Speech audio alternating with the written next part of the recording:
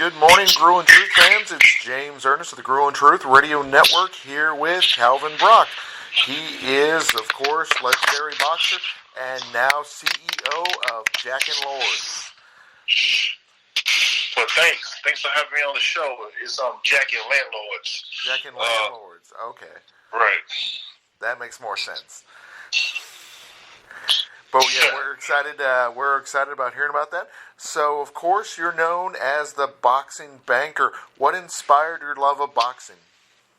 Well, I was given 2 sets of boxing gloves when I was 8 years old for a Christmas present from a relative, and I just started boxing with my neighborhood friends, and God laid that on my heart. That's what He had for my, youthful career as a young adult, youth and young adult, and so I followed it, and it turned out that I went to the Olympics and then ended up becoming #1 world ranking as a professional and challenging for the World Heavyweight Championship, and did decently well at it.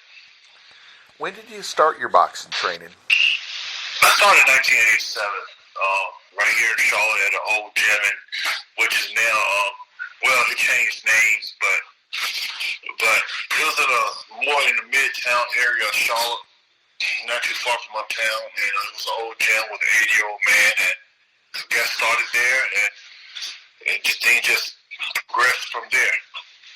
The thing that really impresses me about your career is how you lost your first 6 bouts, but loved boxing so much you continue to strive and, of course, go on to be the #1 contender in the world. What was that like early on? Were there ever any doubts about your boxing? There were never any doubts. It just was a question of when things would just start turning in my favor. When am I going to start getting good and winning? I started out with this 80-year-old man, and he really couldn't show me much. And I was just very blind-led, and so I lost my first 6 boxing matches. After my 4th match, my dad told me that he wasn't going to make me quit if I didn't change gyms. So I changed gyms, and then I got over to the new gym, and that coach quit. The coach stopped training over there. So then my dad started coaching me with videotapes that he had ordered from a boxing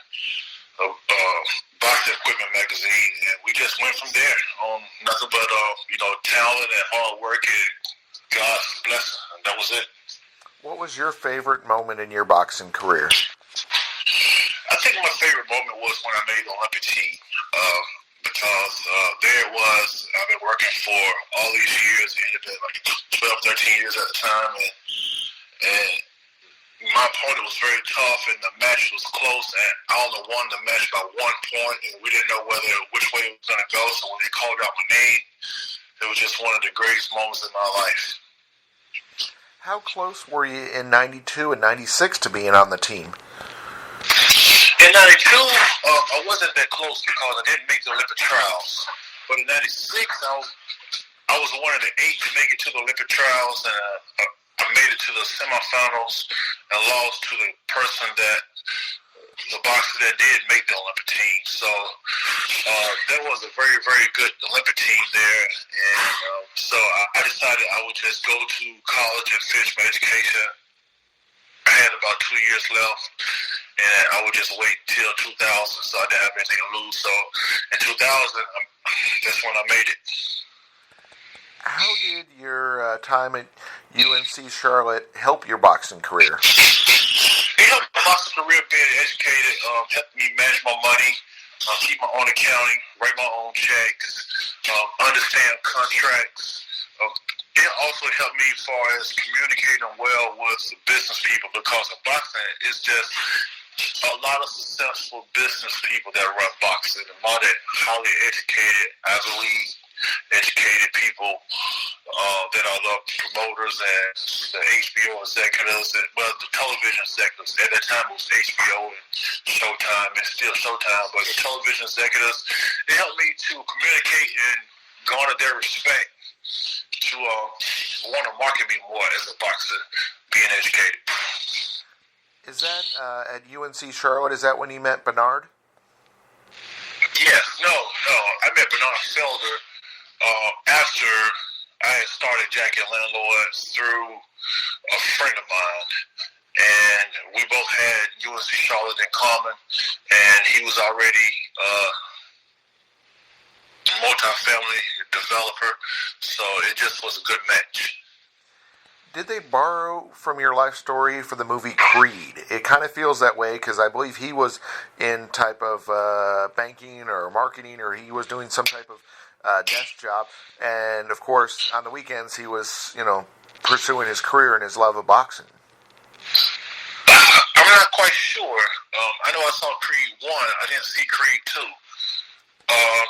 With me, I started out as a youth, though. Creed started out as an adult. I started out as a youth, 12-year-old kid coming up through grade school and everything. And then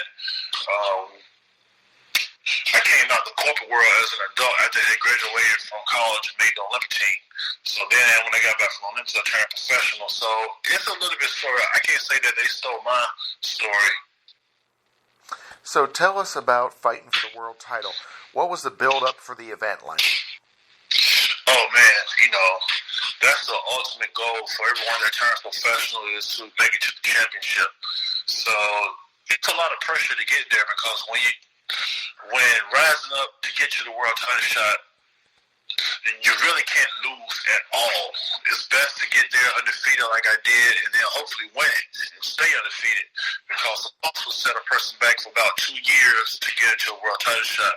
So when I got there, I was the number 1 rated, most highly publicized contender in the world. And to get there at that stage, boxing at the Madison Square Garden against the best heavyweight champion in the world, Vladimir Klitschko, it was just like a sheer honor. It was like a surreal honor the whole time throughout.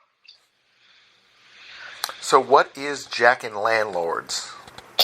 Jack and Landlords is a company that I founded back in 2012 that opened up its doors in 2014. And we help landlords increase their profits by leasing with our guarantee in place of the security deposit that's still paid for by the tenant. So just like the tenant gives their security deposit, the tenant still pays the landlord's guarantee, our guarantee at a discount amount over 12 months. They give the landlord the same security as the security deposit. So we're like a win-win for the landlord and the tenant, but also able to profit the landlord because we only pay out equal to the first month's rent amount, even if the damages are lower than the first month's rent, whereas landlords have to return any excess of funds back to the tenant if the damages are lower than the security deposit. So it sounds like everyone wins in the situation, the landlord, the tenant, and the company. So, it sounds like a great plan. It is a great plan. We're nationwide, East, West Coast, and so I have reps in California, Missouri, Dallas, different places. Oh, nice. So what are some of the companies that you work with? I don't like to. We work with property management companies, corporate landlords that owns a lot of different homes throughout the nation that they bought up during the recession period. We work with individual investors, anyone that has a single-family home or apartment, and they do leasing, property management. We work with them. Why is it so important to get to know your customers? Well, you have to know their business to be able to offer solutions that's going to give them a value and a reason to do business with you. So that's the reason why it's good to know your customer. So, I know the property management industry. I know what it is that's going to sell value to property management company and investors. So who's eligible for Jack and Landlords?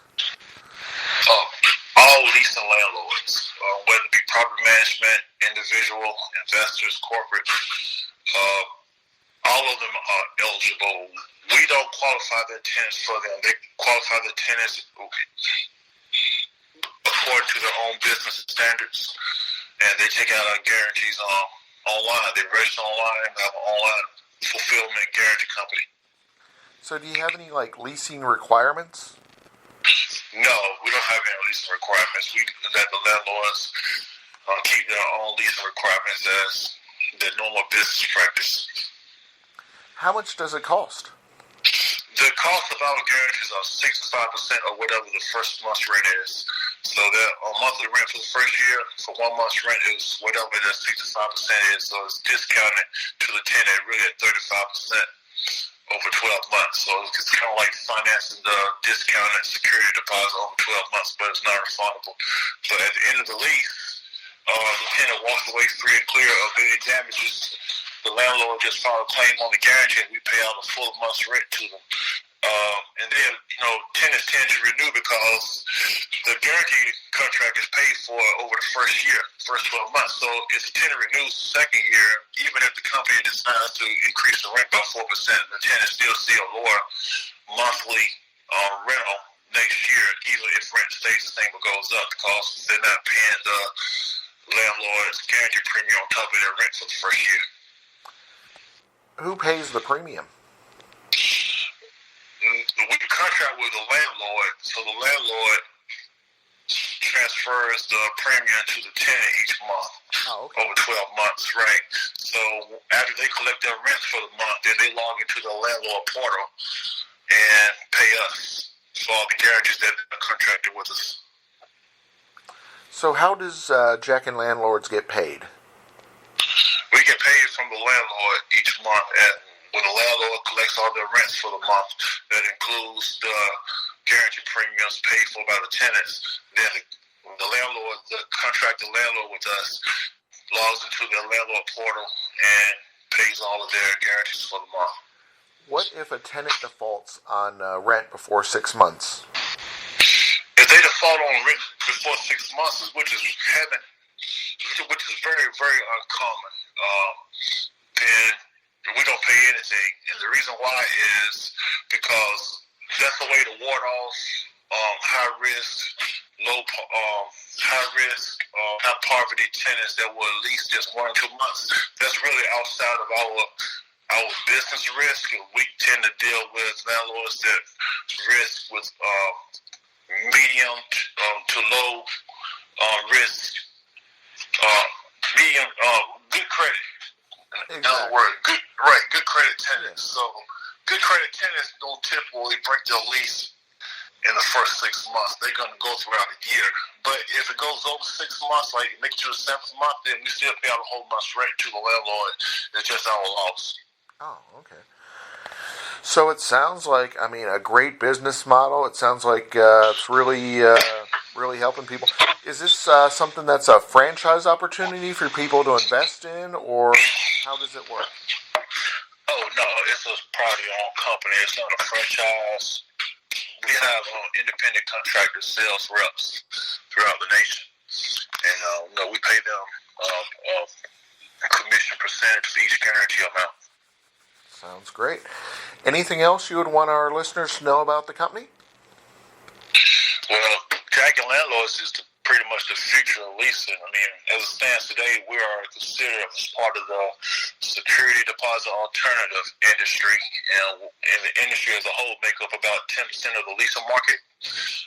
As more and more landlords starting to lease without security deposits, even without a guarantee in place, more and more landlords leasing without security deposit due to all the downsides and the state law requirements and the headache of security deposits. So it's expected that, projected to be about 30% of the market, the security deposit alternative industry is projected to be about 30% of the market within 5 years. So over the long haul, it's going to be just the way that everybody leases. So Jack and Landlords is definitely the future. Oh, definitely. It sounds like, you guys are ahead of the game. That's phenomenal. Thanks. Welcome. So, for Jack and Landlords, where on social media, where on the web should they look y'all up at if they're interested in participating? They can just Google Jack and Landlords, and they, just like yourself, man, things are going to come up in the search. Excellent. Well, we greatly appreciate having you on the show today. Well, Thanks a lot. It's an honor to be on your show. Thank you.